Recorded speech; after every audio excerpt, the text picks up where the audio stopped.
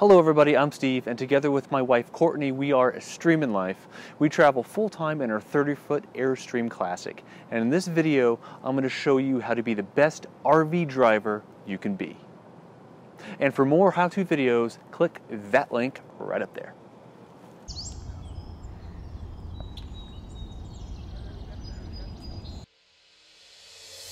So the first thing that I would recommend you really take under consideration when you're driving something as big as an RV is you're not driving a car, you're driving an RV. So you're not going to be able to use some of your same techniques that you may use in your car. So you're probably not going to be passing people as often, you're probably not going to be riding in the fast lane quite as often either. You're going to be driving typically slower. We drive, again, a Dodge Ram 2500 and a 10,000 pound Airstream. So we have a lot of weight behind us. So I am typically in either the right lane or the center lane. The benefit in a 3-lane road, the benefit of the center lane, which you will find a lot of semis in, is you avoid the merging traffic from the right. If you're going too slow, it's probably impolite to be in the middle lane. But if you're kind of in the middle with speed, I think it's appropriate to consider using the middle lane so you don't have to worry about merging traffic from the right. But certainly stay out of the passing lane unless you are passing somebody and you can get over it relatively quickly. Another thing I've learned is people are going to pass you. They are going to cut you off. They're going to be hasty. They're going to be frustrated. They're going to be stressed.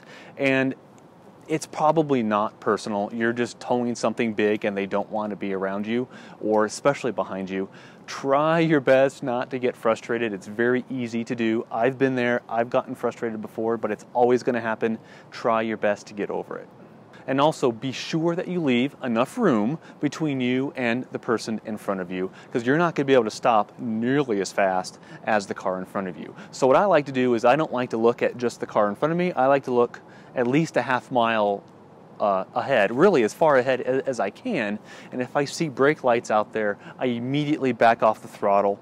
I might not brake immediately depending on the situation, but I would at least release the throttle in case I do have to brake fairly quickly. I've been in some situations where I came a couple feet from the car in front of me because I didn't brake quick enough and they slowed down faster than I had anticipated.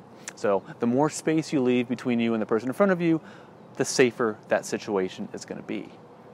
Another thing, especially if you're driving by yourself, you need to have your route planned to a degree where you're not fighting for new tracks on your phone, especially while you're driving and changing things up. So you'll tend to develop a comfort zone when you're out there on the road towing something big. I know a lot of you, and me included, like to avoid highways, so you get on some of the back roads, it's more pretty scenery, those kinds of things.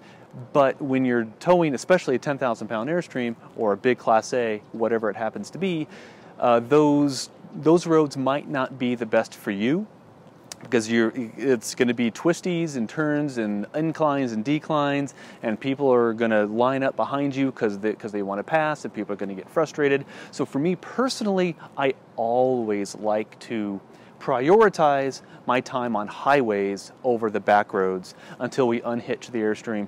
Then I'll take the truck on those back roads. But when I'm towing, I like to stay on highways as much as possible. That's not always going to be possible, so that just makes it all the more important that you have your route planned as best you can. And also with route planning, it's not just the route you take, but it's also the time that you're driving. In rush hour in the morning or in the evening, I mean, that's going to be a little bit more stressful. And so take that under consideration when you can, when you have the flexibility to leave a little bit early, a little bit later, or on the weekends to avoid the rush hour traffic. By all means, do so whenever you can, of course. The less traffic out there, the easier your drive is going to be. And of course, you can always choose to drive at night instead of the daytime, because traffic will typically be less at night. We don't tend to like to do that too much because we like the light when we move and also when we get to our new campsite. We always like to do that in the light, but we're all different. We all do things. We all have different preferences. So if you like to travel at night, there's nothing wrong with that either. You'll definitely get less traffic in most cases. And when you are traveling with a companion, a co-pilot like I am, my wife Courtney, she typically does the route and I do the driving. So I don't let my expectations go unsaid when it comes to how much I want to be doing. I want to be thinking about the route we're taking while I'm driving. Courtney is the navigator. She is the one that should be deciding the route. I don't want to be doing that while I'm driving because I'm focused on the person in front of me and not getting us killed or in a wreck or whatever. So if you have those preferences with your co-pilot, be sure that they are known, so they're not asking you a bunch of questions about navigation. Would you rather take this route or would you rather take that route? If you don't want to make those decisions, be sure that your co-pilot knows that and they'll just make the best decision they can for you. And really what you could do is just tell your co-pilot what your preferences are. Whether you prefer highways or back roads, they can make those decisions for you. Truck stops, whether you like Flying J's or Pilots or Loves, whatever, as much as you can tell your co-pilot beforehand, before you even start your trek, then they are more equipped. They are more knowledgeable, I guess, with your preferences, and they can make those decisions that really meet your comfort level. And with RV driving, just like with anything else, practice makes perfect. So when you first start out, you're going to be a little bit rusty. You may not give yourself enough berth around those turns, for example, and your tires may run over a curb.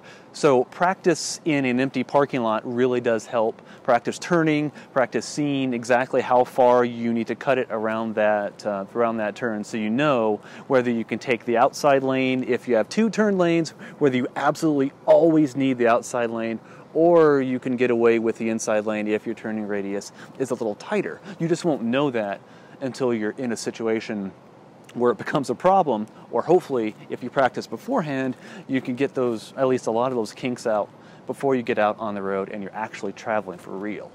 And going in reverse, especially when you are pulling a trailer, that's something that really stresses a lot of people out, me included sometimes, depending on the situation. But again, the more practice you have, the better you are going to be. There are also driving schools that you can take, where you can drive one of their rigs, or you can take your rig in, and you're hiring an instructor to teach you how to drive your rig. I personally have not taken one of those classes, but I know somebody who has, and he absolutely raves about it, especially the techniques involved in backing up. So you could back straight up down a long road and keep it straight and narrow. You know, how much you need to cut it and what way you need to turn the wheel.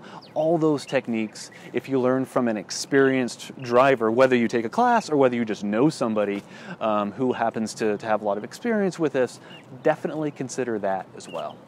And lastly, when you're pulling into a new campsite, whether it's a pull-through or a back-in, especially if it's a back-in, if you don't know exactly where you're going, get out and look. That is always the best way to do it. Even if you have somebody, a co-pilot, directing you, if you're not completely clear, get out of your truck or RV and look. If you have any other suggestions about how to be the best RV driver that you can, comment below. We would love to hear them, and I'm sure our viewers would like to read your thoughts as well.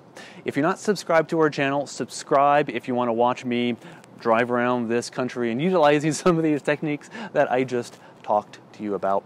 I'm getting pretty good. I'm not an expert, but I'm getting better. Practice makes perfect. And stay tuned next week for another how-to video. Bye.